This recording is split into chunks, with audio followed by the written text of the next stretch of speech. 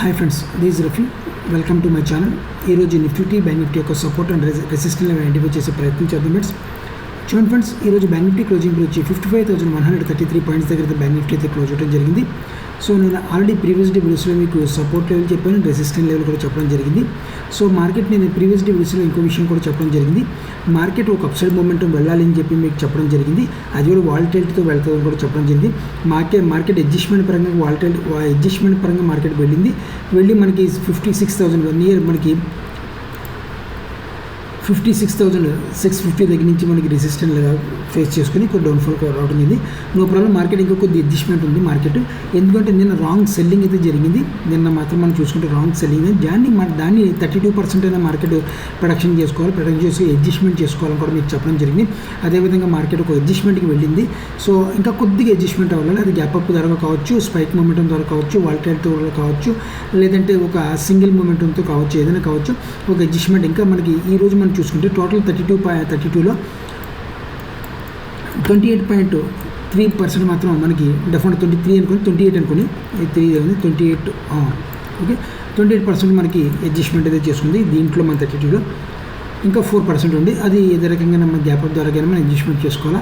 So adjustment అనేది ఇక్కడ మనకి అడ్జస్ట్మెంట్ అనేది మాత్రం నేను చెప్పేది ఈ క్యాలిక్యులేషన్ బేసిక్ కాదు, నెంబర్ బేసిక్ కాదు, ఎందుకంటే వాల్యూమ్ బేసిక్ అని చెప్తాను అనమాట. నేను డెఫినెట్గా ఎందుకంటే మార్కెట్ బిహేవ్ చేసిన దాన్ని బట్టి నేను చెప్తాను అనమాట. మార్కెట్ అంతే తప్ప కానీ మార్కెట్ బిహేవ్ చేసిన దాన్ని బట్టి నేను ఆల్రెడీ మీకు చెప్పడం జరిగింది. మార్కెట్ అప్సైడ్ మూమెంట్ వెళ్ళాలి, అడ్జస్ట్మెంట్కి వెళ్ళాలి కూడా చెప్పడం జరిగింది.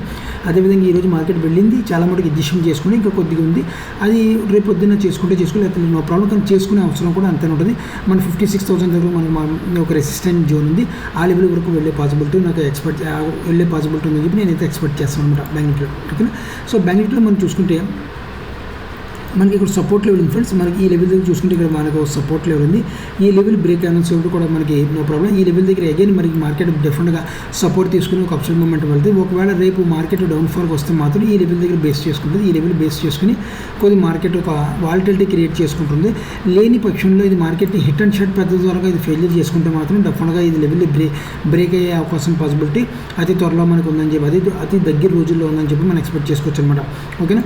అదేవిధంగా మనం ఇంకో విధంగా కూడా మనం చూసుకుంటే ఇక్కడ ఈ లెవెల్ బ్రేక్ చేసేటప్పటికి ఒక రాంగ్ సెల్లింగ్లో రాకూడదు. మార్కెట్ ఒక రాంగ్ సెల్లింగ్లో వస్తే మాత్రం డెఫినెట్గా మార్కెట్ మళ్ళీ 54,000 నుంచి కావచ్చు, లేదా 53 దగ్గర నుంచి కూడా మార్కెట్ ఒక అప్సైడ్ మూమెంటం తీసుకెళ్తే ప్రయత్నం చేస్తుంది. అప్సైడ్ మూమెంటం అంటే పైకి అప్సైడ్ కాదు, అప్సైడ్ మూమెంటం మనకి ఈ లెవెల్ జస్ట్ ఈ లెవెల్కి అప్సైడ్ మూమెంటం 56,000 దగ్గర వెళ్ళే పాసిబిలిటీ ఉంటుంది అనమాట. ఓకే.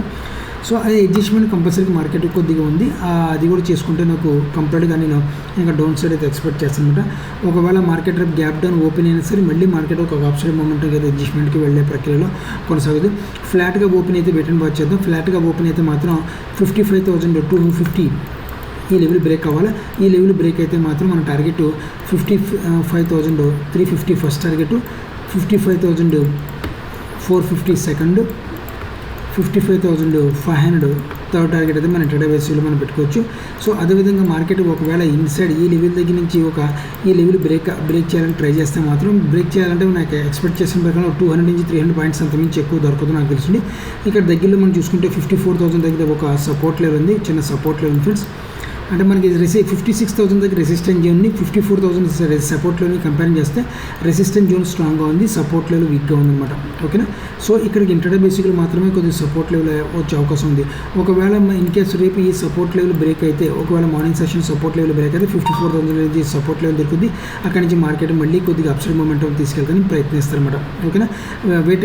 మనకి గ్యాప్ అప్ ఓపెనింగ్ చేస్తే పుట్ ఆప్షన్ ట్రై చేస్తాం. గ్యాప్ అప్ ఓపెన్ అయితే మరి మంచి అడ్జస్ట్మెంట్ ఎంతవరకు అయిందో చూసుకుంటారు.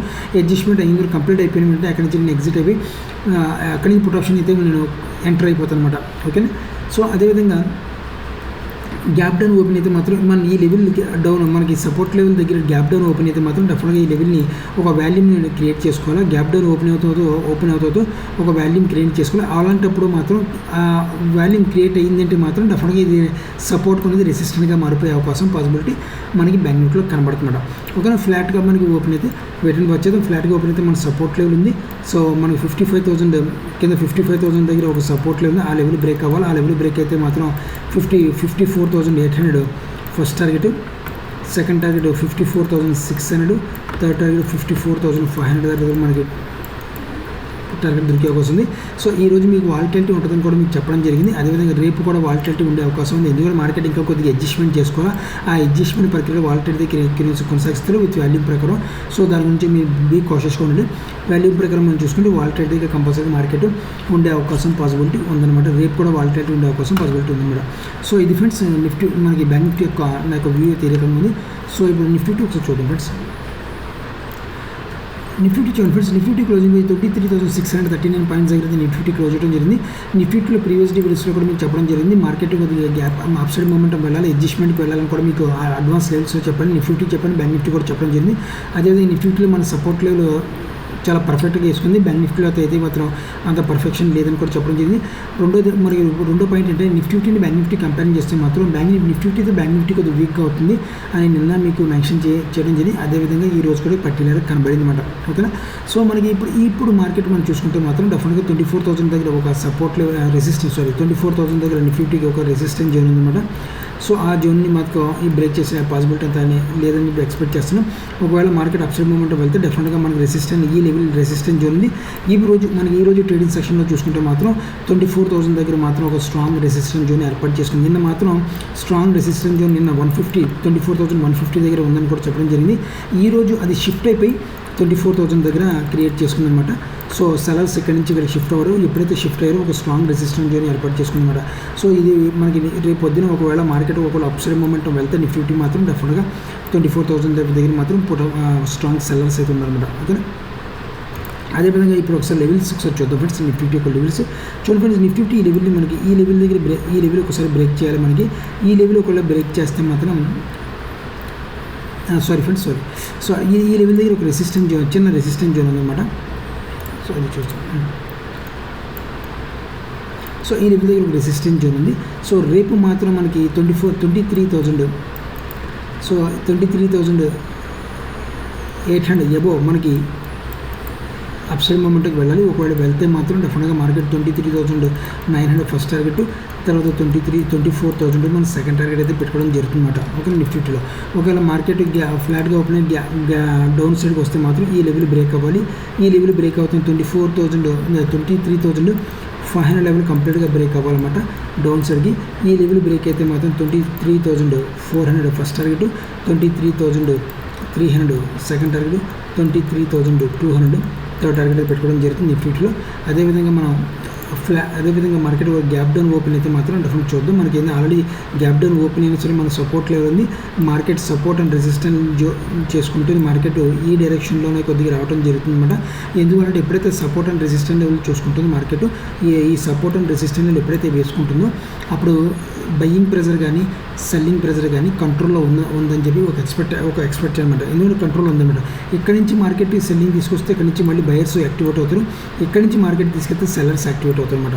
ఎప్పుడైతే మార్కెట్ ఒక కంట్రోల్ బయ్యింగ్ కానీ కంట్రోల్ సెల్లింగ్ అని జరుగుతుందో మార్కెట్ యొక్క మళ్ళీ రానున్న రోజుల్లో మార్కెట్ 99.9% మళ్ళీ ఒక బౌన్స్ బ్యాక్ అయ్యే అవకాశం ఉంది.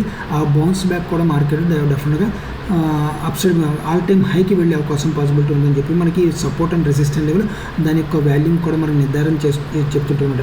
ఓకేనా. సో మనకి సపోర్ట్ లెవెల్ ఈ రకం ఉంది. రేపు మాత్రం లెవెల్ బ్రేక్ డౌన్ సైడ్కి వస్తారు. గ్యాప్ డౌన్ ఓపెన్ అయితే మాత్రం మనకి 23,500 బిలో గ్యాప్ డౌన్ ఓపెన్ అయితే మాత్రం ఇది మాత్రం రెసిస్టెంట్ ఏర్పాటు చేసుకుంటుంది అనమాట. ఒకవేళ గ్యాప్ అప్ ఓపెన్ అయితే మాత్రం మనకి ఈ గ్యాప్ అప్ ఎక్కడ వరకు ఓపెన్ అయితే మాత్రం 23,000 అబో గ్యాప్ అప్ ఓపెన్ అవ్వాలి. అలా గ్యాప్ అప్ ఓపెన్ అయితే మాత్రం డెఫినెట్గా 24,000కి వెళ్ళే అవకాశం, 24,000 సెల్లర్స్ యాక్టివేట్ అవుతారు. అక్కడి నుంచి మళ్ళీ మార్కెట్ని డౌన్ సైడ్ తీసుకొచ్చే అవకాశం ఉందన్నమాట. కంపల్సరీ నిఫ్టీ కూడా కొద్దిగా అడ్జస్ట్మెంట్ చేసుకోవాలి బ్యాంక్ నిఫ్టీతో కంపేరింగ్ చేసుకుంటే మాత్రం. ఓకేనా.